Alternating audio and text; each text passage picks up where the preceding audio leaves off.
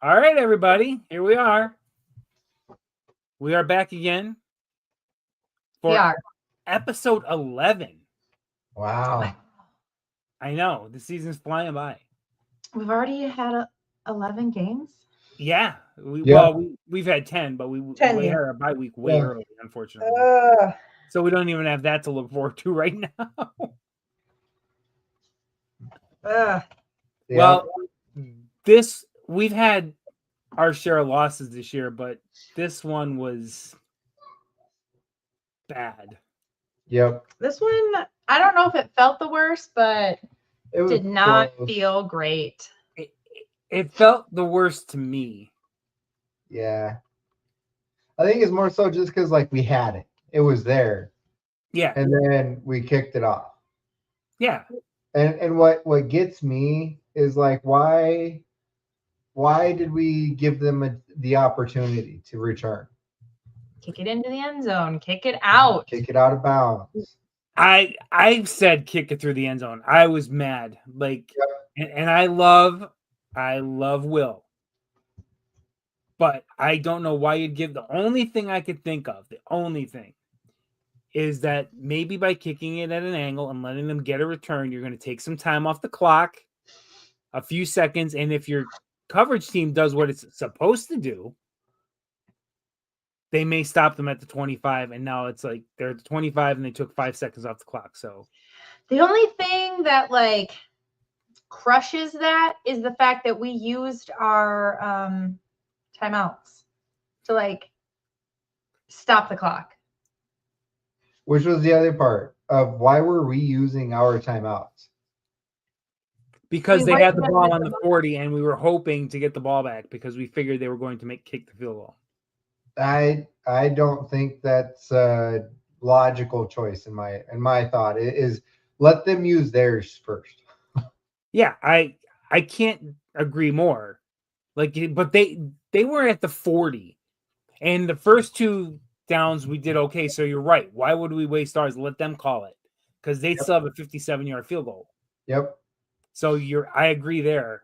Let them call it. Don't let him. And if they want to let the clock run down, that's all well and good because they're on the 40-yard line. And one bad play, and now you're out of field goal range. Yep. Yeah. And now you lose. So good logic. I like it. Yeah. Well, I don't know. Let's get right into it. Dan. Yeah. Dan. Get offensive. Be as offensive as you want right now. I mean, it was another lackluster performance by JJ. And I had picked him as my X factor, and he did not perform. I had another 2 interception game. 16 for 32, 150 yards, 1 TD, and 2 interceptions. And his throwing accuracy has not been where it needs to be in the NFL. Nope. It's not as good as what we saw from him in college. It's not as good as what we've seen from him prior. His consistency with his ball delivery is very poor. And not what you see from someone who you are banking on being your long-term quarterback, your franchise quarterback. You drafted this kid to, go the distance, and he's not delivering on a consistent basis. He's not delivering. I'm not giving him a pass for having one good drive at the end of the game. Yep. No, we're not fourth quarter. You can't be a fourth quarter hero and still be inconsistent. You're not going to win games that way. If you're consistent for the first 3 quarters, you don't need to be a fourth quarter hero. Yeah. Yep. And even then, like, it's not like you see all these fourth quarter hero drives from Brady and Rodgers and Josh Allen, who just like fourth quarter, they pull it together. But they've also been consistent throughout the entire game. That's right. I mean, Josh Allen was consistent his sophomore year on, not his rookie year. But he wasn't this bad. He was Really? Yes, he was. Oh my Because God. people were consistently saying, oh my gosh, they got the worst quarterback in the draft. Josh Allen's awful. Like, Josh Allen can't. Diggs is going to hate going there because he's going to overthrow him. Well, if this is what it takes. I remember. McCarthy's the worst quarterback of the draft. He's awful. We shouldn't have taken him. Jefferson's not going to stay because of it. There you go. There you go.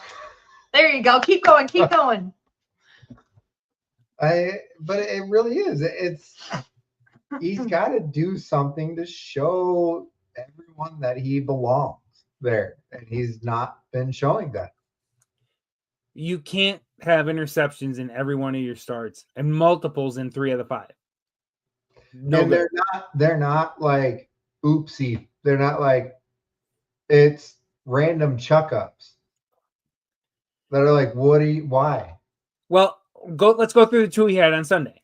The first one, he felt the pressure and he just threw the ball. Instead of throwing it towards the sidelines, he threw it in the middle of the field, hoping his arm strength was going to be enough to get it there. Bad idea. Yeah. The second one, he stared down Addison. He stared him down. Watch it. Watch it. Didn't take his eyes off the line of scrimmage from the snap, stared him down, and thought he was going to throw the ball over the cornerback. That was his plan. Yeah. Took at least 3 points off the board right there. Yep. Because he thought he was going to be able to do something that anybody else said, nah, you're never going to be able to pull this off. Yep. Not in the NFL. You might be able to do it in college. Right. He's got to learn that. He's got to learn that. This is not college where he got away with some of this stuff. Yep. And if he doesn't, then the Vikings are going to be looking to fill in void next year right away. Yeah. And a lot of that's like, you can't stare guys down. No. And he does. Yep. And it's like, I get there's a rookie thing, but like you get punished for that in college too. If you're staring guys down, you're going to get punished for it. Somebody's going to pick it up. He's just doing so many bad things and he's not advancing. He's not getting any better at it. Yep. He's not learning from his mistakes. He just continues to make them. I'm going to add something because I'm going to challenge the fact that he's not learning from his mistakes because his huddles are better. Making decisions are better. And making decisions as in like not getting a sack. Those are getting better. And the worst part, which this got worse on the caveat, he did have an injured hand on Sunday. His offhand. No, his throwing hand. What was his throwing hand? His throwing hand had a wrap on it on Sunday. So that was his worst aiming game or his worst game throwing the ball. And it was hurt. But everything else wasn't. Everything else has showed improvement. It's just once one thing shows improvement, then it opens up another thing that's bad.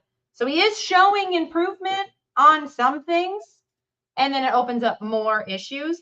But he did have a wrap on his hand on Sunday, which could account for the fact that he way overthrew. Because he wasn't doing that in the beginning of the season. Like, he wasn't way overthrowing people in the beginning of the season. He was just staring down his receiver and throwing the ball. He wasn't overthrowing people. That was Carson Wentz. That was Carson Wentz. No, the last couple games, he's been overthrowing Jets a lot. Yeah, ask Jets. I'm sure Jets will agree with Dan. Yeah. I think ball's consistently behind him and 2 feet over. Yeah, but he's been getting to Naylor. He'd been getting to Addison. Perfect throws up until this game. It's just been Justin Jefferson this game or previously. But and let's talk about where was Naylor on Sunday? Where was Naylor on Sunday? His favorite target from a week before got 1 target. Right. Yep. Is he forcing the ball into Jets now? Is that one of his problems? That Jets is frustrated, so he's trying to appease him by looking to him more? Because that's not helping, because Jets is even getting more frustrated at some of the throws. Well, and not only is he getting more frustrated at some of the throws, he's also wide open when he's looking for the deep throws. Like, he's looking for the deep throw to Addison, overthrows and gets an interception when Justin Jefferson was wide open. He's not. Well, again, that's part of the whole staring down your primary. I think KOC needs to simplify the offense, because what happens when you simplify the offense? No.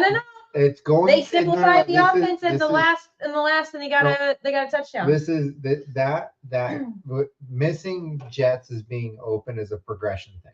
Yes. So simplify the offense. No, how do you 1, 2, 3? You check 1, you check 2, you check 3. If 1's not open, you go to 2. If 2 is not open, you go to 3. But stop waiting for the first read to be the long ball. That's not making things simplified. That's making things that's reducing the number of options. Isn't that making it simplified? No, because it increases the defenders on the other guys. But make the long throw the third read. It's not a simplification matter. It's a matter of making the right literally decision. Every podcast person I have talked to has said that they need to simplify the offense. I don't think it's every single both Locked On Vikings, all of the Locked On Viking people think they need to simplify the offense, and Purple Insider disagree with them too. It's not a matter of simplifying it. He knows the offense. He knows the routes.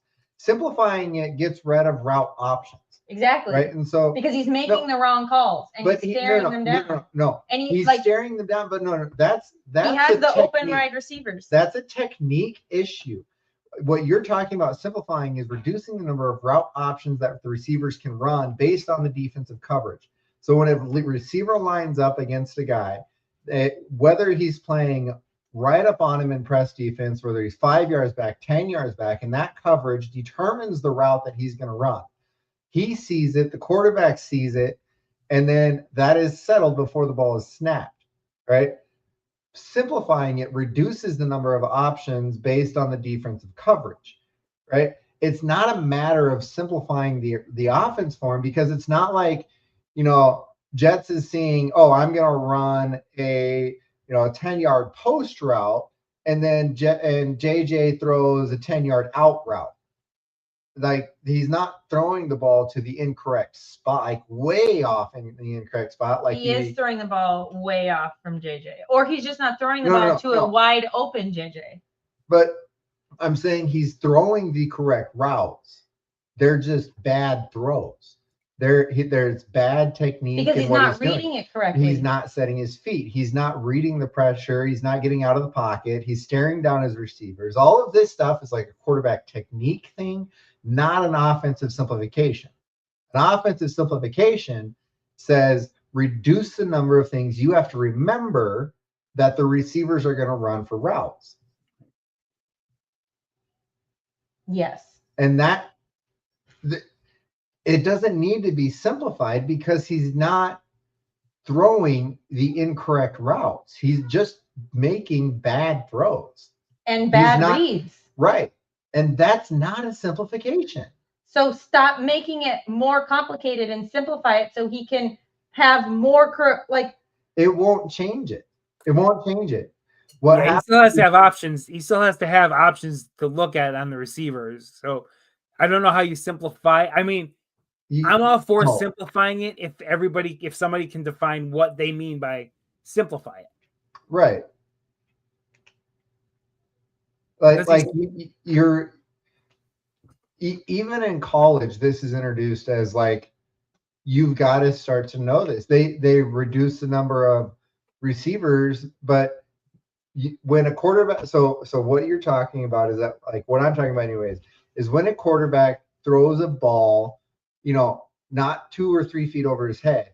I'm talking like 10 feet over his head, because he thought that his receiver was going to run, a go route up the field, and the receiver ran an out or a hook or something and stopped and turned around. So he sails the ball over his head because he thought he was running a go route. That's not what's happening. That's not what's happening on the routes with JJ or with any of them. He's just making bad decisions and bad accuracy throws. And that's not a simplification thing. If somebody wants to talk about simplifying the offense, then explain what they mean by simplifying it. Because what are you supposed to do in the NFL when it's like you're not seeing the open guy? Well, that's a technique thing. It's not let's make it simple. Like, you're going to throw it to Jets.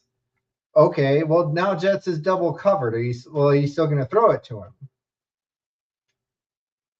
Like, what is meant by simplifying it? Because what you're saying as far as simplifying is not what needs to happen, in my opinion. What needs to happen, in my opinion, is he needs to buckle down and figure out, go back to fundamental quarterback techniques of, go through your progressions.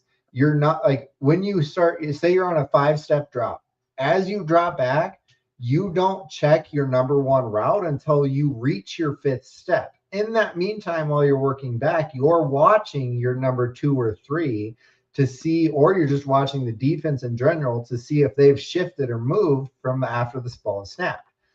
So you get your 5th step, you check your number 1 route, which you can normally know what's happening on that number 1 route on your 5th step based off reading the defense. So you hit that 5th step, you look to make sure it's there, and you chuck it. If it's not there, you go back to your 2, you go back to your 3, or by the time you get to your 5th step, you've seen the defense shift. So now you can see, you already know by the time you get there which route you're going to throw. Okay, so I don't know all the technical terms on how to explain what Dan is talking about, but what they're talking about is when each wide receiver is running a route, there's so many like technical pieces that each wide receiver is here and then goes here, but then it's here and then he crosses over. I don't know the technical terms, so do not argue with me on those. But so you go here and then you cross over, and here and you cross over, but he is staring there and he's forgetting about the other aspects of what JJ's doing. He's forgetting that, oh, JJ is supposed to cross over here because he's watching Addison. So you need to simplify, as in like simplify it so that he knows that JJ is not going to be making 3 jukey steps when then, oh, there's an open Justin Jefferson. So there's so many moving parts, and there's too many moving parts all at the same time. You know what? That they need to simplify. I would sit there and tell them, welcome to the NFL. Right, but it's not working. He's not doing well. No, he's not doing well. So you have to make it so that he can succeed, and then you can progress to make it more difficult. I say welcome to the NFL, because then this is going to keep happening. Yeah, exactly. Until he either learns how to go through his progressions, or somebody else quarterbacks the team, or somebody else is a quarterback. Because it's not a matter of like, yes, why not work your way there? He's staring down Addison because him and Addison do have a connection. Him and Naylor do have a connection, right? But the fact of the matter is that he's staring Addison down. He's not going through his progressions. He should there should never be a stare down by a quarterback. I get that. You can stop repeating that, but feel like we're talking about 2 different things. I don't think we are. Cora is trying to say, I think, instead of having routes run where they make 2 or 3 cuts on the route, simplify the routes to 1 or no cuts. So make it a child's offense from Pee Wee football. Yeah. For an NFL quarterback who's getting made a lot of money to learn how to read real routes. Now, I know I just sounded really condescending and crappy like that, but that's what we're talking about here. We need training wheels on him because he's not doing well. He's doing bad. How do you build confidence? If you don't keep doing the same thing. Hold on, pause. It's just my segment. Let me finish. You'll have your own segment. Wait till the defensive segment and Dan starts ripping on yours. If you simplify, this is defense, right? If you simplify it like that, no one will be open. No one will be open. They'll figure that out They'll figure it out. About 2 drives into the game, they'll figure that out. Not even 2 drives. I'd give it 1 drive and 2 plays into that. The 2-minute drill is not a complicated offense. That's because it's pre-rehearsed. You know what you're running in the 2-minute drill, play to play to play to play. You cannot do that in the NFL for a full game and be successful, because even the start of the game, KOC scripts his first 20 plays. And it's awful. And then looks what happens afterwards. It goes to more shit. But the 2-minute drill has been successful in most games. Yeah, at the 4th quarter, when the defense is playing a little softer, playing more of a prevent defense, and so more things become open because they're just trying to prevent movement. So it's the bend don't break mentality on defense in the 2-minute drill. How do you build confidence in someone? You keep throwing hard things at them, and they keep failing When and you're failing in and the failing NFL, and failing. when you're in the NFL, yes, it is. He's a 22-year-old boy. Exactly. He's got to learn. You got to pick it up. Welcome to the big leagues. Right. But at the same time, what does KOC say? The NFL fails new quarterbacks before they even get a chance. Well, then he's been failing them all year. That's what teams do. They fail rookie quarterbacks before they even get a chance. But he's not showing the growth you would expect out of a rookie quarterback. So simplify. What do you mean exactly? It's not. You can't simplify it. Build his confidence. You with the Pee-wee offense. If that's what it takes, he will get wrecked and he'll throw more interceptions. How do you know? Because it's too simple for the defense. The defense will pick up on it and walk through it like cake. Then switch it up. And make it. Now you're going back to making a complex offense. No, switch up the plays. It won't matter. If the receivers don't have options on routes, like route options based on the defensive coverage, then they're basically never gonna be open. They're like, he's not throwing them to him anyways.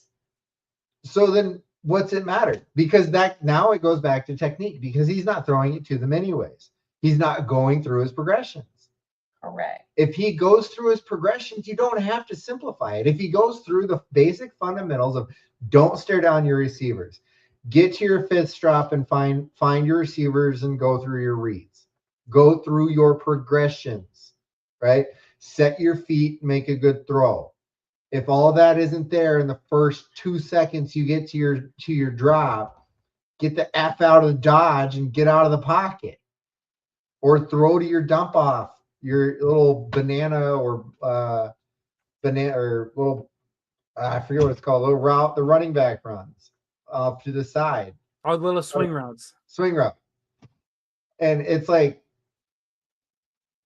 those are basic things that he's not doing. And that's the thing, is that he has to do these. And that's not a matter of simplifying what everybody else is doing. Because that's not the issue. The complexity of what the receivers are doing is not the issue. Is he's not completing the basic things he needs to do in order to be a successful quarterback in the NFL. Because it's complex. And that's did I just list complex things for him to do? He's just not seeing what's in front of him, and that's the bottom line. He's made throws on plays when he could run for 15 yards for a first down. You know, he's not seeing what's going on in front of him. Did you just not get enough dopamine tonight? Or like, what's the deal? Because you are very argumentative. And he's making a good point. You're being offensive. And you're like, two good things. Because you're being offensive. Sorry. I'm sorry. We're in a chat. We're fighting. Anyways, yes, he did take 0 sacks. It was very good to see from our offensive line this week that they were able to provide protection. And he did do a better job of reading the pressure that was coming in, but I think it was more to the fact that he was getting rid of the ball quicker.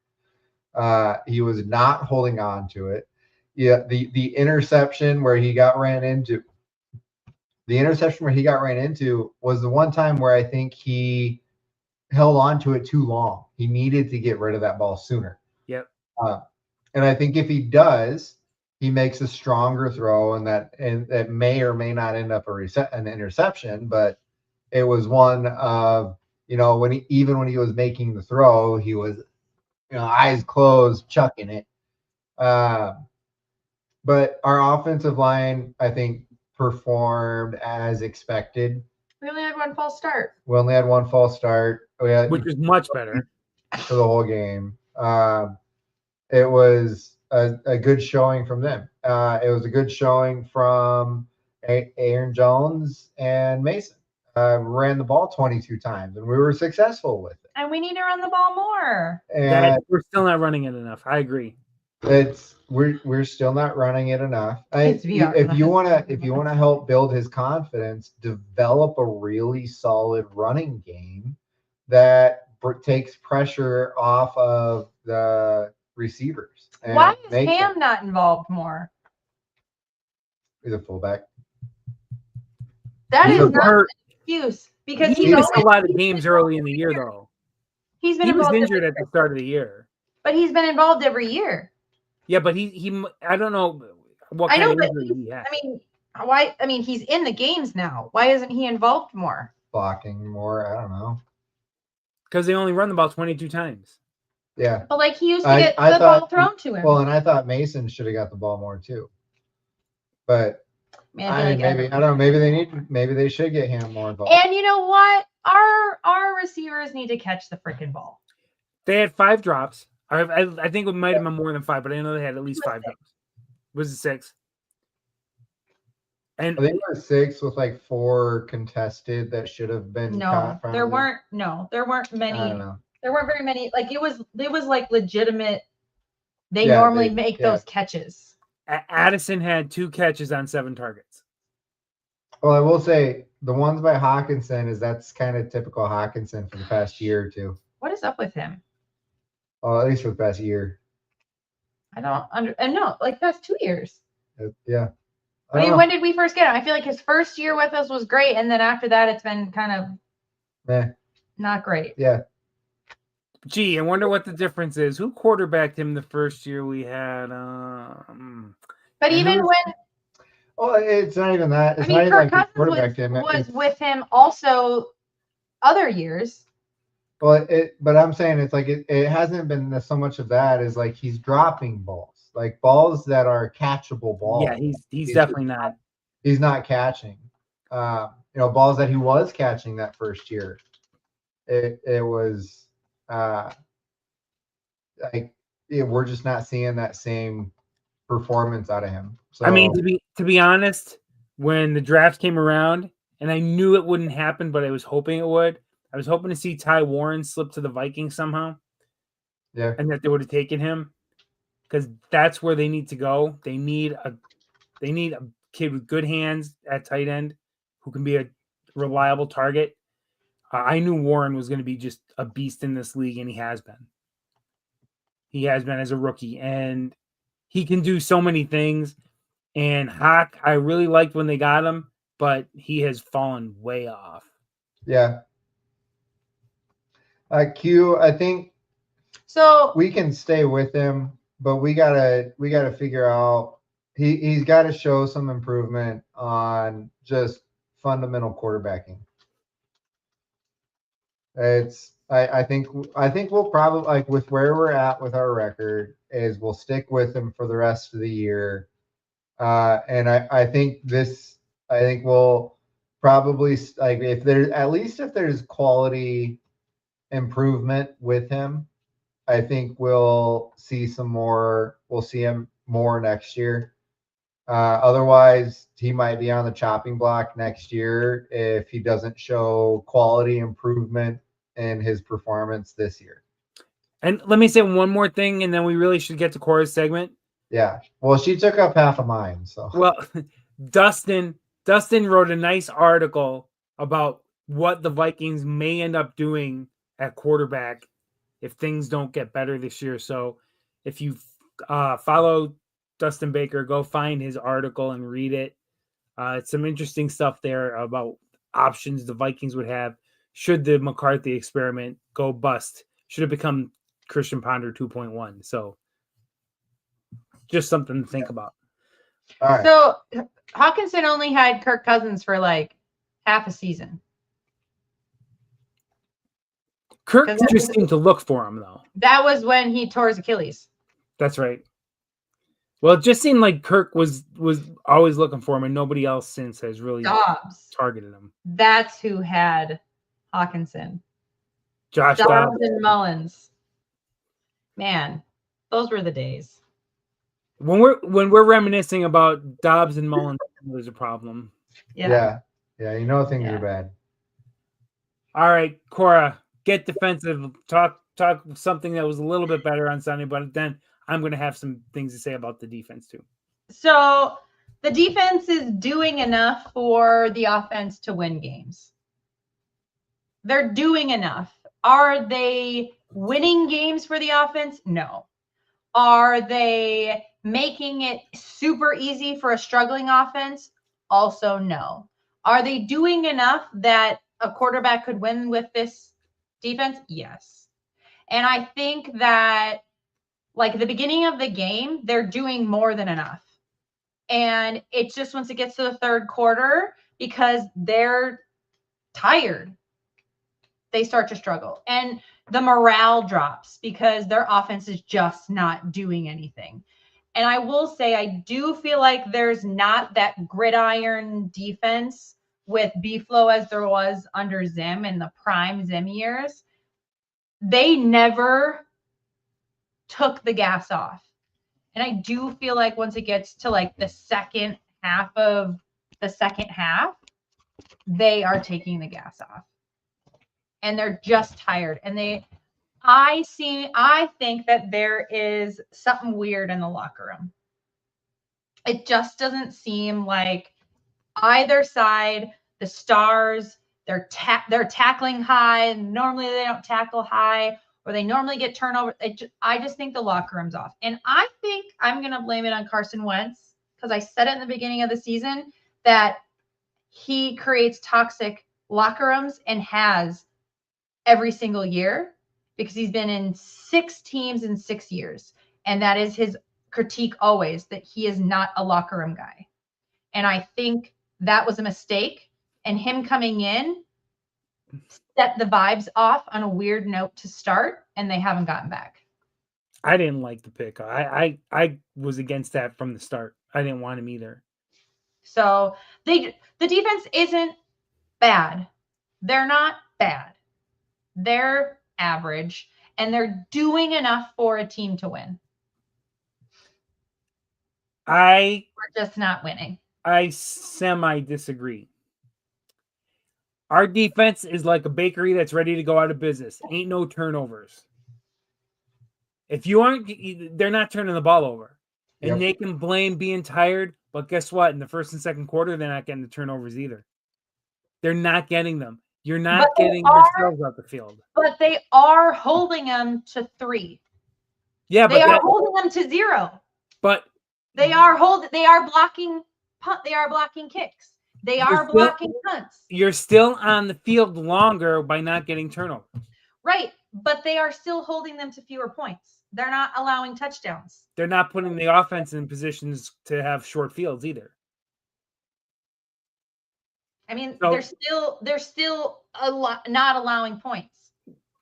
They're not, but there's other things than not allowing points. Both sides have to work with each other, right?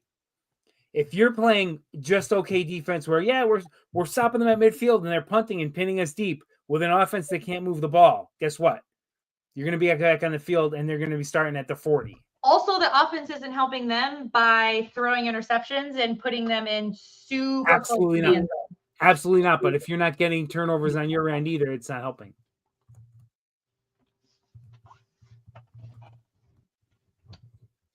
I mean, I'm trying to figure out how to join the chat, and we can't join the chat on it. They're okay. They're fine. They're okay. But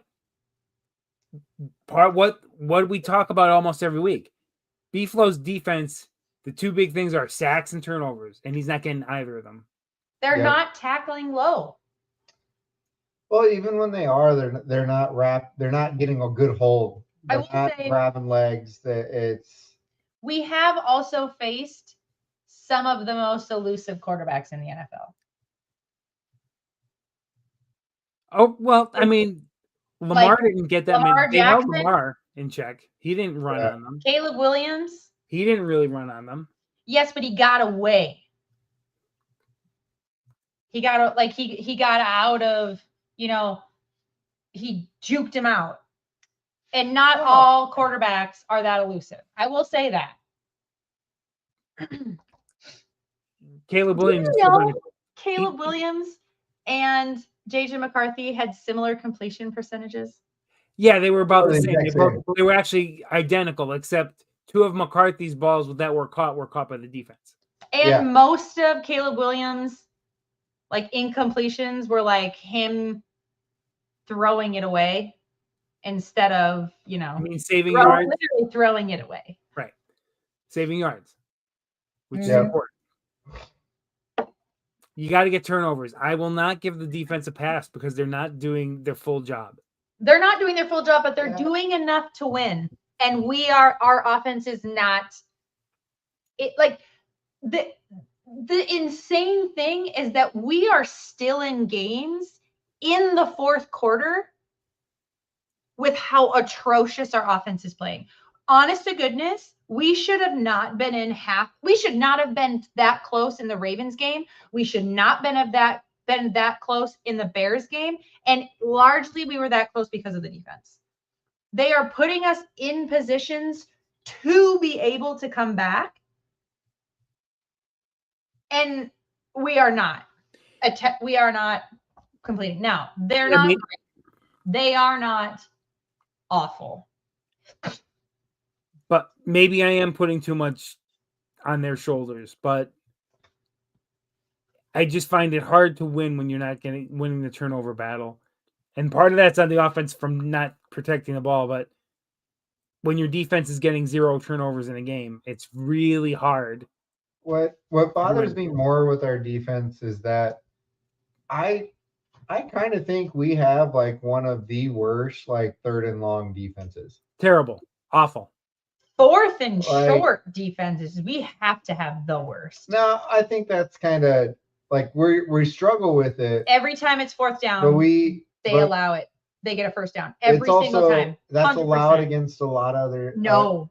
I think we're a middle of the pack defense on fourth down, and I don't think we're the worst on that. Have we held a fourth down? Yeah.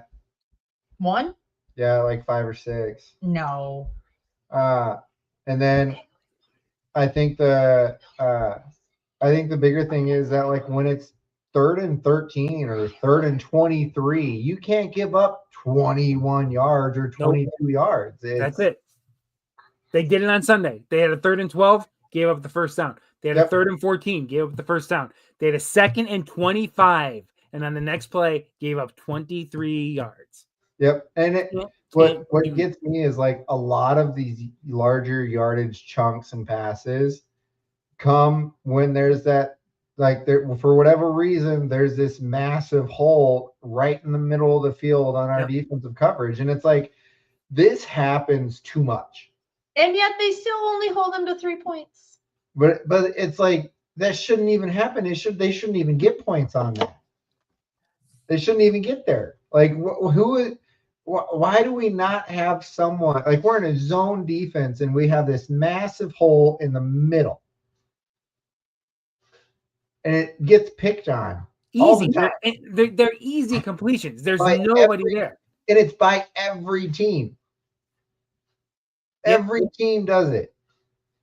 They run to the middle of the field, find a dead spot, and they sit there. And they sit and they turn around and they square up and they make easy catches uncontested. That can't happen. So the reason I also found out the reason they tackle high is because they're trying to get the turnover. Because they're trying to like punch the ball out. And they're trying to force a fumble. And they're not tackling low because it's harder to punch the ball out when you tackle low than it is when you tackle high. Yeah, but you can't do that one-on-one. There's got to be 2 guys making the hit. If you're doing it one-on-one, it's terrible. It's not going to work. But when you say that they're not getting turnovers, they sure are trying because they're tackling high. They're just not, it's just not going their way. Where like every other year, it went our way. This year, it's not. And they just need to stop trying to tackle high. They need to stop trying to get turnovers and just play good defense. Because their tackles are so awful. It is ridiculous. They need to stop trying to turn the ball over and just freaking tackle because they're not. We should, like, who was it? Was it Montgomery? Where he literally ran with the pile? Or no, it's Swift. Ran with the pile. Yeah. And they didn't tackle him to the ground because they were trying to punch the ball out. And he still had enough momentum on his feet to keep charging forward. What are we doing? Tackle him low. There should be at least one guy whose sole purpose is to bring him to the ground. And First side of the ball. And if there's somebody else who gets in there, wants to punch at it, that's all well and good. But if all three guys who are hitting and running back are all trying to punch the ball out, that's not going to work. No. Let's go back to Pee Wee football here. That's what I teach fourth graders. That's what I teach fourth graders. First guy to the ball tackles him, wrap him up, wrap his thighs up, start bringing him down. If second guy gets there in time, get the ball out. And that's what you're seeing. That's what teams that get turnovers do. They're gang tackling, and they're guys that are designated, bring him to the ground. And while he's going down, hey, if you're not doing anything, get over there and start punching at the ball while he's going down. Yeah, but if you have first guy to the ball, like three guys are hitting him, and they're all punching at the ball. Like, no. Yeah, that's wrong. It's bad. Doesn't work. And that reflects on your coach. Your coach has to say something about that. Yep. And your coach has to come up with a defense that doesn't leave a wide open cushion in the middle of the field on 3rd and long. For against every team. Yep. And it was there last year too. That's what I don't get it. It's not tricking anybody. It's not fooling anybody. And it's like it's consistently there. Prevent defense only works when you can tackle. Yeah, and their tackling is terrible. So as much as we're saying, they're playing good enough to win, are they really? Though? Yes. Because if we were to score another touchdown any of those times, we would have won. But there's a lot there that it's like because it's so close. A lot of those, we hold them to 3. Well, they shouldn't have even made it that far. But we're still in games. But we're still in games. Like we are still in games to the fourth quarter for how awful our offense is playing. It's very weird that we're still in games. Yeah. But because I'm not saying that they're doing a great job. They are doing enough that we could have been winning some of these games. It's hard to believe. It's just awful. It's hard to believe that with a really bad offense and a mediocre defense, we are in games. Mm-hmm. Yep. And I'm going to say it's a mediocre defense because they're not doing everything they need to do. Our record reflects a bad offense and a mediocre defense. 4-6. Yeah, you're right. That's right about where you should be, about near 500. Yep.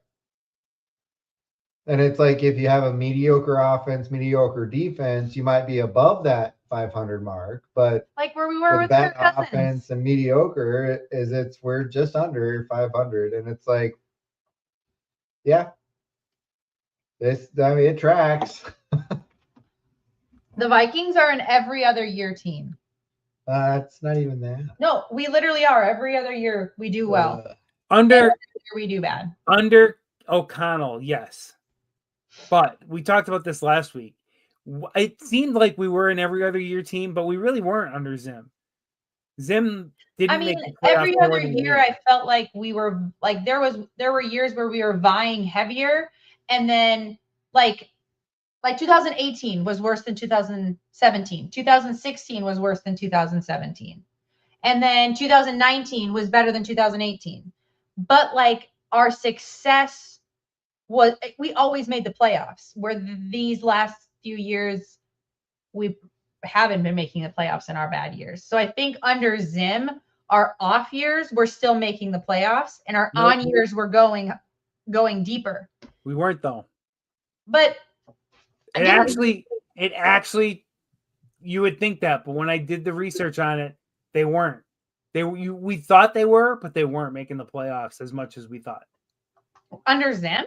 Under Zim.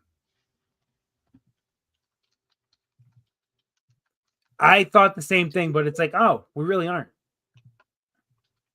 Because I feel like we only missed the playoffs like 2 years. Oh no, that is definitely. Zimmer made the playoffs 3 times in his 8 seasons. Yeah, that's not a lot. Yeah, Zim was 3 of 8. But it was his 2 seasons, because when did Kirk Cousins come? Kirk Cousins came in 2019. Yep. He made it in 15, didn't make it 16. Made it in 17, didn't make it in 18. Made it in 19. Didn't make it in 2020. So it's been on and off. I have the stuff from last week, but yeah, he only made it 3 out of 8 years. Right. Yeah. But she's arguing that it was every other. You're arguing that we didn't make it as much as we thought we did. Yeah. You're arguing 2 different points. We did make it every other year, but we did only make it 3 out of 8 times with Zimmer. Yes. We didn't make it all the time. But we are every other year for the Vikings. We have on years and off years because it is the 15, 17, 19. Yeah. You're both right. We're not a consistent contender. No. And that's something that Minnesota hasn't had in a long time. What's frustrating is I think we have the weapons on offense to be a team that should threaten every year, but we lack the offensive line protection, or they can't stay healthy, or we lack the consistent performance of a quarterback that's going to get us there, or the times we do have a consistent or semi-consistent quarterback, our defense is underperforming and not where they need to be to keep us in games. And it's like, no matter, like, we have the weapons that we should be there, but we're missing all the other key components of a team that makes it there. Like we have, and we, like, what's crazy is we have some of the best wide receiver. In my opinion, I think we have the best wide receiver core out of any team in the NFL. Oh, yeah. And it's like, if we're not the best, we're top 3. And what hurts us is a consistent quarterback. But even when we have a consistent quarterback and they're getting tons of yards and tons of receptions and tons of touchdowns, is our defense is lackluster. Right. And it's like, with it, we have it there for on our offensive side. If we find a consistent quarterback, then we just need our defense to be mediocre. And it's just not there. Like it's not all coming together at the right time. Nope. And that's really is what it is we're just lacking key components that don't get us there. Even in some of our playoff years, we didn't have complete teams. Yeah. I think the most complete team we had, like 2017. I think last year with Darnold. Fair. I think that's been in the Zimmer and KOC era. It's the same issue that we're having now, is that the middle of the field is always open. That was an issue last year. But it's that mediocre is like, you can do it, and it's just, I think we just had a few missed opportunities that we didn't take advantage of or capitalize on last year. But I think out of the KOC and the Zimmer era, I think last year was the best combination of the key components that you need to make it. I would say 17. In the last 20 years, the most consistent team we had was the Favre team. Fair. I think the Favre team was probably the most complete team we've had in the past 20 years. Yeah. I feel like 20 makes it too far back.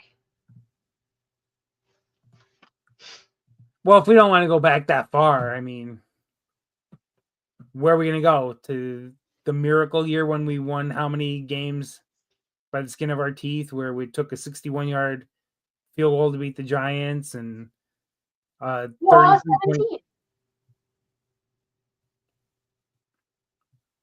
Isn't Favre more than 20 years? 2009 was Favre. We're not that old. Oh, that's fair. I was thinking he was like 2005 or 2000. I mean, I am, but no.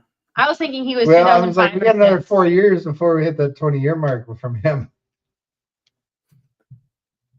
Now, to be fair, I'm not familiar with the Favre era up here at all.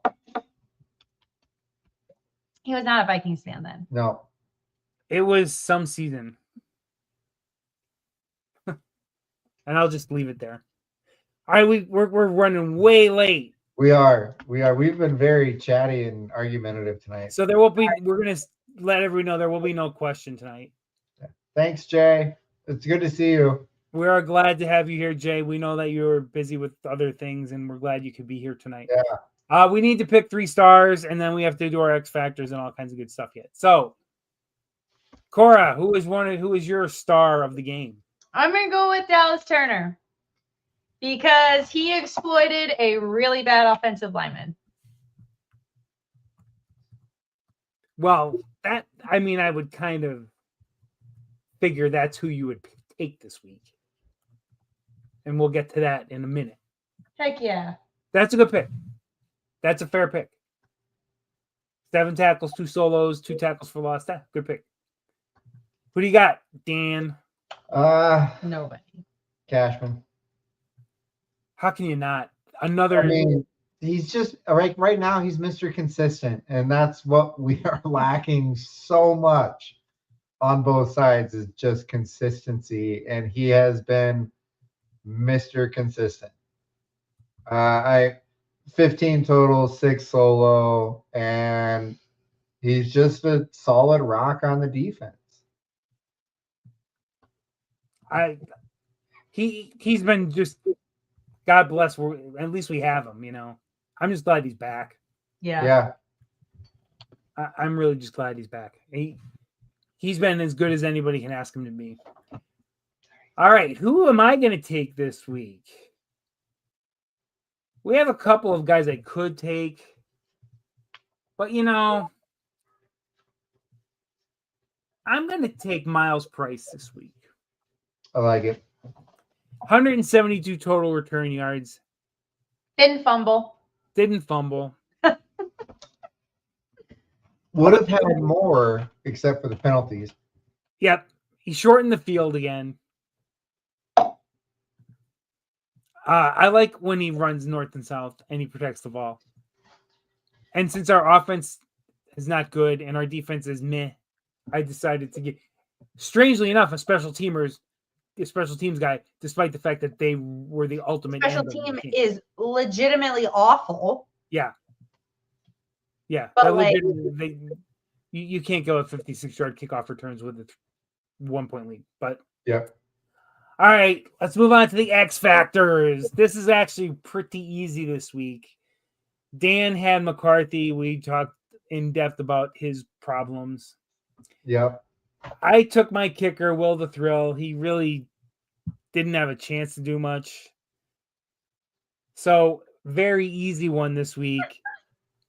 When a former Viking Hall of Famer praises him, I think it's got to be Dallas Turner. 7 tackles, 2 solos, a sack, 2 tackles for loss. Really good. He continues to develop. So, Cora, very nice choice by you this week. Thank you. You pick up your second win to tie you with your husband at 2 apiece. And now that also gives you the privilege of going first this week. Who do you got for the Packers game for your X Factor? I'm going to go with Naylor. I'm going to go with Naylor. He's been good. I think he's been good, but also I mean, I just think that they'll be prepared against the Packers and will, win on the Packers field. And I think Naylor will have a piece of that. Just because we beat the Lions in Detroit, we beat the Bears in Chicago, I think we'll beat the Packers, and I think Naylor will be an important piece to that. All right. Yeah. I get to go next because I still have the most wins. Hanging in there now. I haven't heard his name a lot lately. And I think we're going to need to hear this name on Sunday. Do some things. I'm going with Isaiah Rodgers. Okay. I like it. He hasn't really done a lot. Like, okay, he was in on the block kick the week Levi Drake Rodriguez was the player of the week. But we really haven't heard a lot from him lately. And I think he needs to return to where he was in like week 3 kind of thing. So I'm going to take a flyer and go with Isaiah Rodgers this week. I like it. All right, Dan. I chose his. Yeah. He always takes Naylor though. I know. Well, it's a solid pick. It is. That's why I chose it.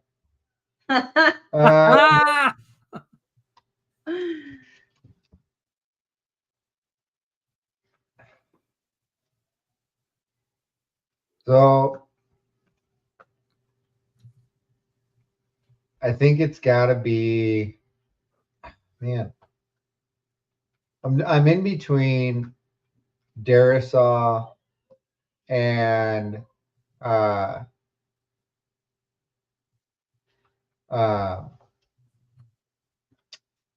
Ginkel.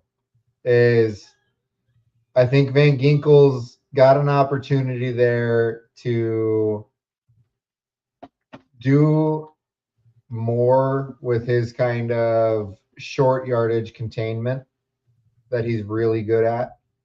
But I also think that Darisaw's got a tougher matchup against the Packers defensive line than he did against the Bears. If he can hold, is Micah Parsons on that side or is he on O'Neill's side? He goes back and forth. If he can hold Parsons, and that's kind of where I'm at is it's with Parsons gonna be moving back and forth across the line. I think I'm gonna go with Van Ginkel. Well, when Naylor's not there, that's usually your second choice. I know, but it's also because of like, it's in that kind of wheelhouse of the Packers. Like when we've watched the Packers and rooting against them, is Love is throwing a lot of little dump off passes, or he gets these little kickouts out of the pocket that I feel like that's where Van Ginkel shines. He's like Love is quick, but he's not as quick as Caleb Williams, where he outruns Van Ginkel. I think Van Ginkel can chase him down. Okay. Hardback? Do we know? Oh, I don't know. I was going to check that. I forgot to check. Yeah, I think it's got to be Gink. Okay. I think O'Neill and Darisaw. I think they're gonna need to have a good performance, but I think Van Ginkel's gonna have a better game against Jordan Love. Okay, we will give him to you. All right, I got to move through this quickly. Yeah, because we have some scores. I'm gonna Valhalla back as quick as I can. We go back to December 7, 1986, to a frigid Lambeau field. And let me tell you, to find highlights from this game wasn't easy. The Packers would score first. Al Del Greco from 39 yards out, 3-0, Packer lead in the first quarter. Later on in the first, Darren Nelson for the Vikings, a 12-yard touchdown run. We missed the extra point. This was set up when Ike Holt blocked the punt. The Packers had a rookie punter, his first punt of his career, and it was blocked. So Vikings 6-3 lead in the first. Later on in this first quarter, it's their second touchdown, Tommy Kramer to Anthony Carter, 7 yards out. This one was set up when on their second punt formation of the day, the center for the Packers snapped it over the punter's head. And the Vikings picked it up short field, 13-3 Vikings. Second quarter, Al Del Greco makes his second field goal. Short one, 20-yarder. Vikings had a great goal line stand, and the Packers did something that doesn't happen anymore. They kicked a field goal on fourth down. So 13-6. Alfred Anderson for the Vikings bumps their lead to 19-6 on an 8-yard run in the third quarter. That's the second Vikings missed extra point of the game. This one was set up when Joey Browner recovered a fumble on the Packers' first play of the second half. Chuck Nelson finally makes a field goal, 28-yarder in the third. The Vikings go up 22-6. Then he makes another field goal, a 31-yarder in the fourth. The Vikings lead goes to 25-6. Ted Brown becomes the third Viking running back to score a touchdown in this game. 12-yard run after the Vikings recover a fumble. They make the extra point this time. Final score, Minnesota 32, Packers 6. Let's go. Nice. Stats from this game: Tommy Kramer, 13 for 25, 153 yards, 1 touchdown, and a bad interception, but not a horrible game. Receiving-wise, our running back, Darren Nelson, 5 catches, 67 yards. On the ground, Nelson, 71 yards on 8 carries and a touchdown. Alfred Anderson had 46 yards on 10 carries and a touchdown. The team, 35 rushes, 157 yards, and 3 touchdowns. On defense, sacks from Chris Dolman, Doug Martin, Keith Millard. Joey Browner would recover 2 fumbles in this game. Alan Rice had a fumble recovery. Why do I pick this one? 2 reasons. The Vikings had a rookie head coach that year. His name was Jerry Burns. He was the only rookie head coach in that season who finished over 500. He was 9-7. But the main reason I picked it, this is the largest margin of victory the Vikings have ever had at Lambeau Field, 26 points. Nice. Let's go. And if they could make extra points, it would have been 28. And this is before they moved him back. These were 20-yard extra points. These were the chip shots. These were the easy ones. These were the gimmies, and he missed 2. But it was 28 degrees, and the field was a little slick, trying to give him a little bit. But a little quick note. So I looked up, trying to find highlights from this game, and there was a show called Vikings Tonight, I think it was called. And I find footage of this, right? It looks like an old VHS tape somebody had, and they recorded it. It's all grainy and everything, and they only had a few highlights, but they had Nelson and Keith Millard, I think, were both, or no, Scott Studwell was there. Nice. And Studwell's sitting there with glasses on. He looks like a professor, right? And it's like, this is our linebacker. It was kind of cool. And that was really the only set of highlights I could find from the game. And it was real grainy and rough footage, but enough to at least give me a feel for how the game was. Because I don't remember it. I know I was alive in 86 and I was a kid, but you don't remember every game they played. That's it for this week. Valhalla back. I like it. I like it. Valhalla. Now we need to make our predictions. Last week, Cora was the only one who picked the Vikings to win. Dan had them losing by a field goal, 24-21, and I had them losing by 10, 27-17. So, as always, Cora gets to go first. Ladies first. What do you got for this week's final score? I have the Vikings winning. Okay. I think they're going to sweep our divisional opponents in their own turf. Now, at home, that's a different story. Right. I'm going to say 17-13. Low scoring affair in Green Bay. Yes. I don't know what the weather's going to be like. I didn't look. It is a hostile environment. Yeah. So It always maybe is. we need to make the bank hostile. It's hard to make. They're hostile right in the bank. They're yelling at McCarthy. Because Changing an entire state's worth of. JJ performs well in hostile environments. Detroit, Chicago.